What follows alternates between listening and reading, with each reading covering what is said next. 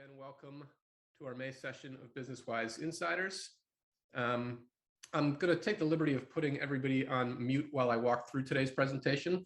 That'll just make sure everything runs a little more smoothly. As I said, the presentation will be about 20 or 25 minutes, after which we'll split into breakout rooms. You can always ask questions during the presentation in the chat window, and we'll try to get to them, but if we don't, we'll be sure to touch on them in the breakout rooms. So with that, let's get started. So as Deb hinted at, we're going to revisit the status of cold calling in the current B2B environment and take a closer look at cold call strategies that sales reps can use to engage prospects and set first-time appointments over the phone. And as we like to do periodically, we'll offer a fresh look on our go-to cold call scripts to see what still works, what might need a refresh, and why. But first, let's look at why in the world of automated email prospecting and social media, sales reps should still pick up the phone and dial hundreds of strangers with the goal of setting a couple of appointments. I'm sure almost everyone here has heard or read at some point that cold calling is dead, or that it doesn't work, or that it only works when you warm up a prospect using other methods. And in that environment, in the face of that advice, you can't blame sales reps for asking questions like, is cold calling worth my time? Will prospects even take my calls? Aren't other channels like social media and email and networking better and easier? And of course, the bottom line, does cold calling really still work? But instead of searching for reasons not to cold call that aren't really valid upon closer inspection, we'd like to look at the reasons to continue calling because we think they're pretty good. First and foremost, cold calling is direct. I recently read about a LinkedIn post where somebody asked sales reps what their ideal prospecting sequence would be using some combination of phone, email, social media, or an in-person visit. And the point was that the phone should start your sequence, because if the person who answers your call agrees to a meeting, then you don't need a sequence at all. And that's because unlike email and social selling, cold calling is what we call synchronous. You interact with your prospect in real time, as opposed to asynchronous, where you send a message and wait for your prospect to reply on his or her timetable. A successful cold call sets an appointment, which of course is the primary goal of cold B2B prospecting. Cold calling is also far more human than any other prospecting channel.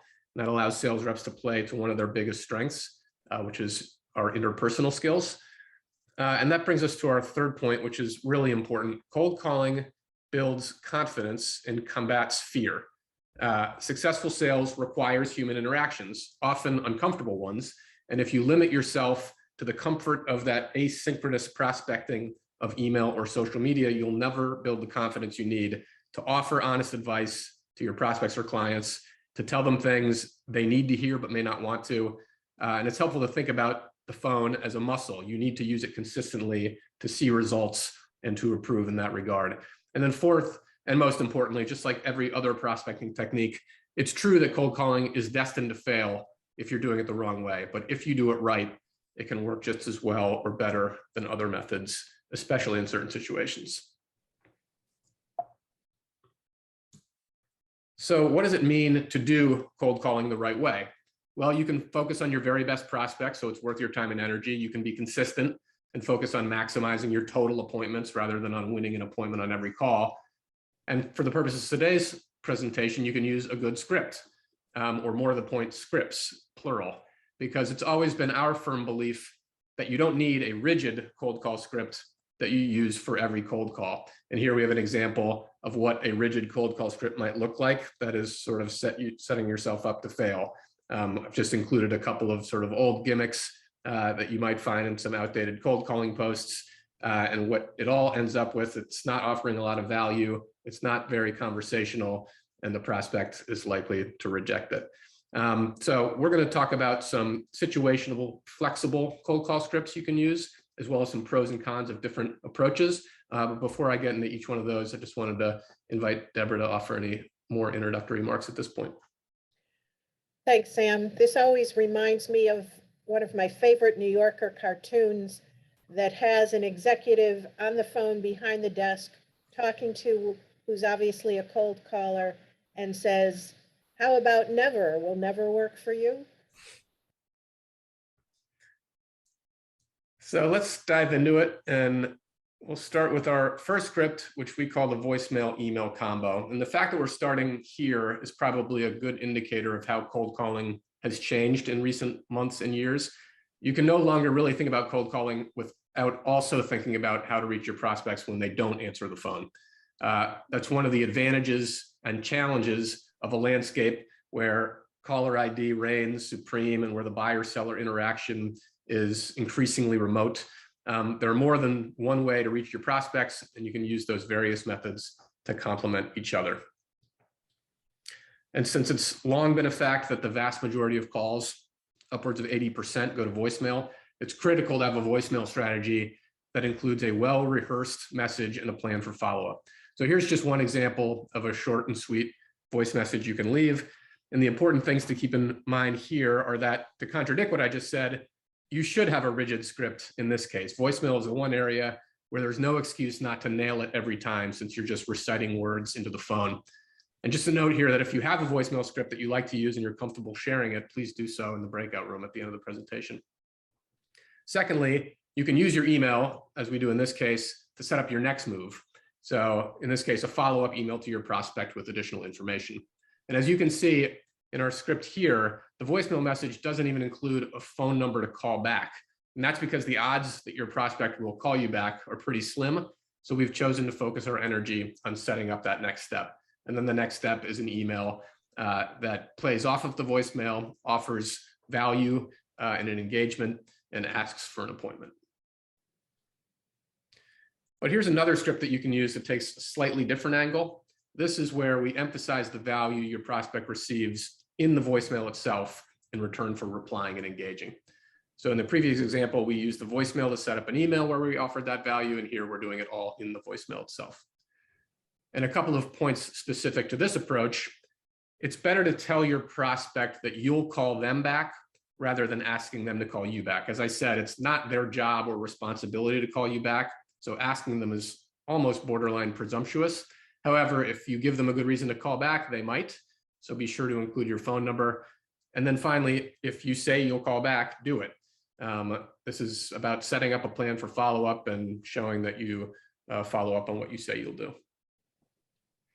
And then as far as why these strategies work and the fundamental principles they're designed to convey, the first point is to make sure that your voicemail is clear, concise, direct, because that's when it's more likely to resonate with your prospect. They're more likely to listen, understand, remember, and respond. Secondly, when you offer something of value, it gives your prospect that reason to engage, even if they never expect to buy from you, which is all you're asking them to do at this point anyway. And then finally, following up on your voicemail with an email or an additional phone call uses multiple channels and touches to amplify your message, which only increases the odds that they will. Deborah, do you have anything to add here? I think the 1-2 punch is one of the biggest changes and most critical factors to help in your success. And if you haven't written that email that you want to be sending when you do get voicemail, put that as your #1 piece of homework.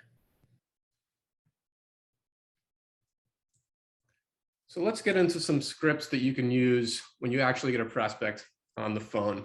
We're going to be talking about a script that we call the double handshake that we've used in various situations for several years here at BusinessWise. And we call it the double handshake because it's a two-pronged introduction. So the first prong is establishing that you haven't met and asking for permission to continue speaking. And if you get a yes at that point, then that's all you need. You can dive right into the phone call. And if your prospect says no, then you move on to the second prong, which is to ask if there's a better time today for you to connect.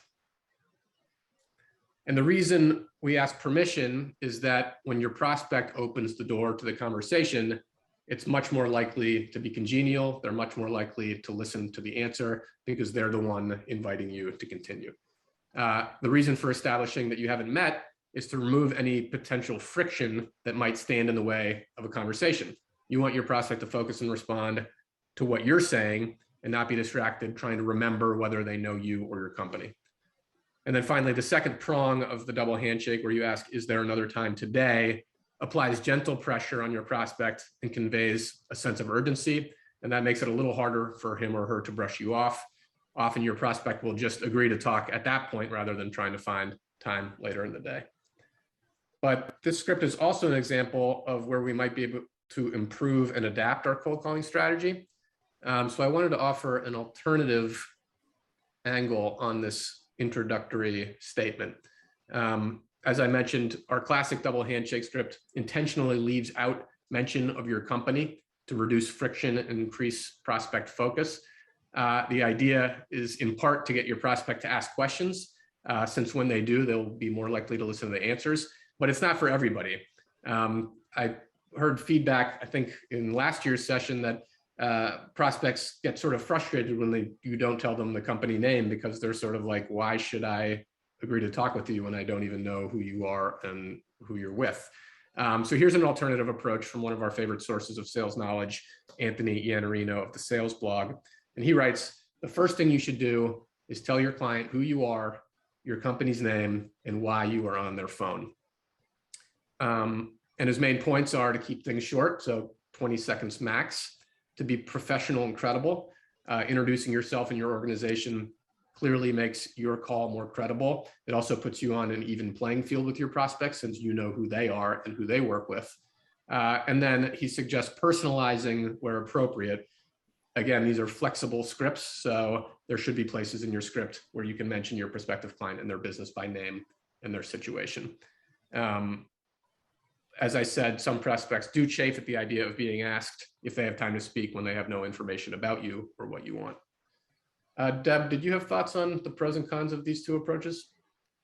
I think they're both valid. And one of the biggest challenges with cold calling today is that even if you're on a roll, you don't get that many opportunities to practice, because we know we're mostly going to voicemail. At the same time, I encourage people to try both of these. One of the best reasons for the double handshake is that it does get people, even if they're a little perhaps grumpy, saying, well, who are you? What are you talking about? People will listen to an answer when they ask the question more readily than if you're just telling them stuff. People can tend to tune that out. At the same time, this Iannarino approach is also a good one. And when you're more comfortable with the approach, you're probably going to be better at it. So I think it's individual, and you have to try both and see what works best. Right. And I think the fundamental points of both of these approaches are to get to the point so that you're not wasting your prospect's time and you're conveying professionalism, and then to set yourself up to suggest the value you are going to provide them in exchange for agreeing to a conversation. And that brings us to our third script, where we use the acronym TRICK, which stands for the reason I'm calling. And at this point in the call, your prospect is starting to wonder what you're calling about, what you want from him or her. It's sort of the what is this about phase of the phone call. And the idea behind TRICK is really twofold and pretty simple. Number one, it helps you to remember to be direct and get to the point. And then secondly, it ensures your call has that purpose that both you and your prospect are clear on. So here I've just included a couple of suggested phrases about what the reason might be that offers value to your prospect. The reason I'm calling is to ask if you're open to, is to set a time to meet, is to show you some ideas about. And then secondly here, pivoting quickly to looking for that appointment, pulling up your calendar, asking about a specific time, and if that specific time doesn't work, asking what's better. And the ideas here are, again, you don't want to waste time. Your prospects need to see the value to keep talking, so you get to the point and show them why they should continue. Your primary goal in your cold call is to set an appointment, so you should ask for it. And then be prepared for when they ask, what do you do? Because they likely will. And that's where you can craft a clear what we do statement that gets at the problems that you solve with your products or services. So here's an example of some what we do statements that we might use here at BusinessWise. We address concerns over the number of qualified leads in your pipeline. We clear up confusion about how to gain first-time appointments with local decision makers. We reduce frustration over how to capture missed opportunities and lost revenue. And you'll notice a couple of things here. Number one is that we're not mentioning our product or service at all because the prospect doesn't care about that. They care about their own problems and priorities. And then we've intentionally included a couple of what we call pain words here that are intended to emphasize that bad feeling that prospects have when they're facing their common challenges. So concern, confusion, frustration. And of course, the other key after each of these pain points is that the prospect must also be open to change, improvement, a better path forward, and emphasizing that fact can put pressure on your prospect to decide between improvement on one hand and the less than ideal status quo on the other. Deborah, anything from you? Thanks, Sam. We all represent great companies with wonderful products and services. This is not the time to talk about that. This is all focused on your prospect and their concerns. So let's remember to keep it short and focused on the other. So moving on to the next phase of the cold call, we lump our next set of scripts into a category of, let me ask you something. Because no matter what you say is the reason for your call, and no matter how good your what we do statement might be, your prospect is likely to resist. And the key to driving the conversation forward and showing value is through questions.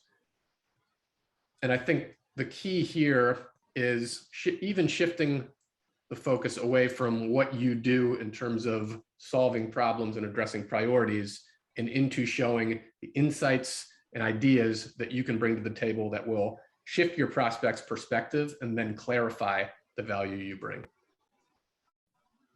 And this set of scripts or questions really gets at that idea of how successful sales reps deliver value that give prospects a reason to do anything, to take your call, set the appointment, take the next step, buy your product.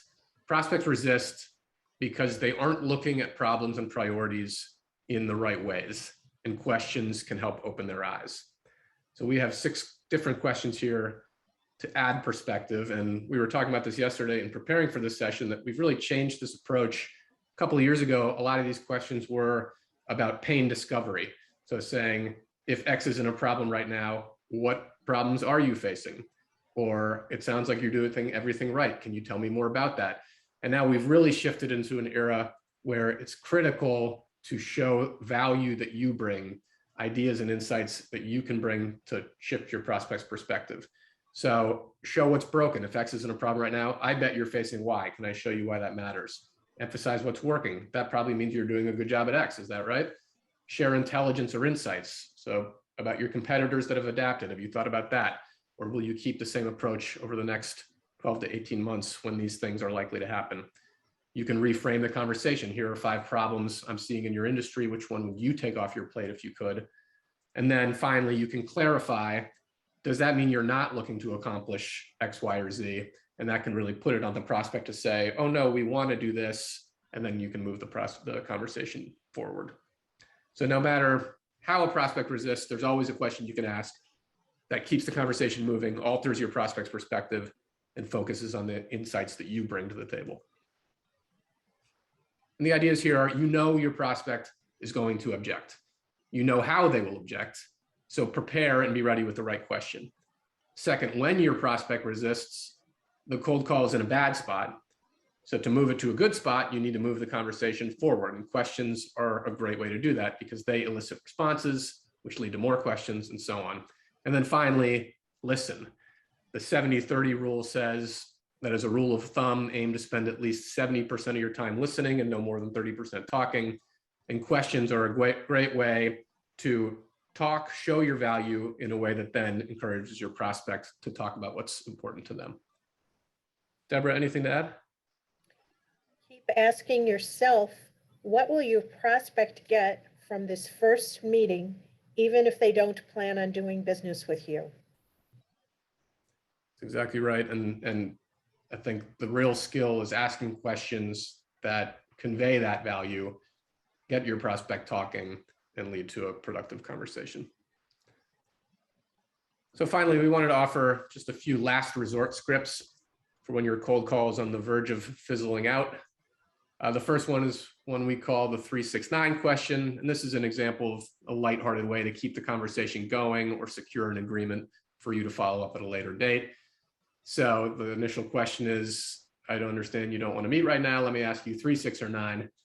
And then when your prospect says, what do you mean? You say, when should I follow up? In 3, 6, or 9? And the idea is to let your prospect define the time frame for follow-up, because it might be days when you're initially thinking weeks or months, which obviously sets you up for a follow-up conversation sooner.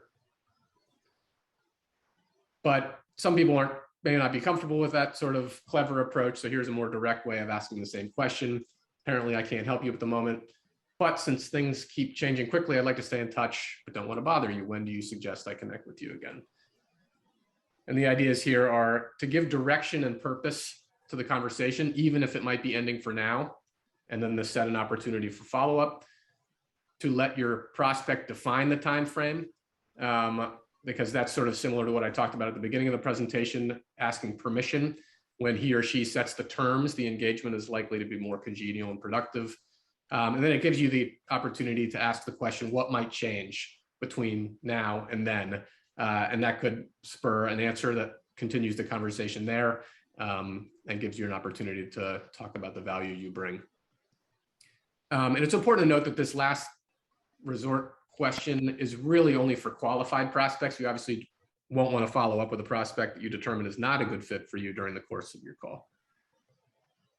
Deborah, any final thoughts? So probably the biggest key to successful cold calling is to do it. There are so many reasons that we decide to get organized, to do more research, to do something else other than cold calling. But the only way to guarantee that you will have zero success is when you don't pick up the phone and do it at all. Great. Well, thank you, Deborah. Thanks, everybody.